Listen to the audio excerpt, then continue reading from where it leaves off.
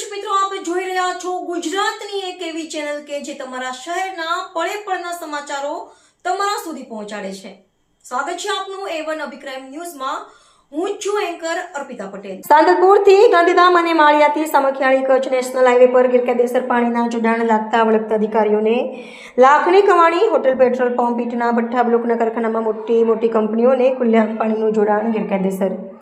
કચ્છ જિલ્લાને નર્મદાનું પીવાનું પાણી પૂરતું મળી રહે તે માટે રાજ્ય સરકાર દ્વારા અબજો રૂપિયાનું ખર્ચ કરવામાં આવ્યું છે અને તેનો લાભ મોટાભાગના તાલુકાના ગ્રામ્ય વિસ્તારોમાં મળે છે. પરંતુ ગુજરાત વોટર સપ્લાય અને નર્મદા વિભાગના લાગતા વળગતા લાંચી અધિકારીઓ મહિને લાખો રૂપિયાનું ઉઘરાણું કરે છે, જેથી અંતરિયાળ વિસ્તારમાં પીવાનું પાણી પૂરતું મળતું નથી, જેનું કારણ આ છે.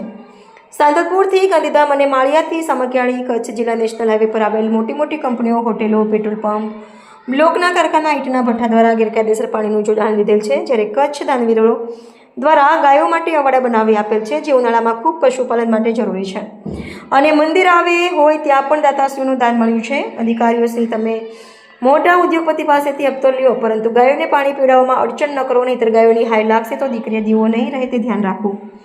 આ અંગે ચૂંટાયેલા સાંસદ સભ્યો, ધારાસભ્યોને જીવદયા પ્રેમીએ ખાસ નોંધ લઈ લાગતા વળગતા અધિકારીઓને ધ્યાન કેન્દ્રિત કરવું જરૂરી છે. રિપોર્ટર ભરત ઠાકોર, કચ્છ.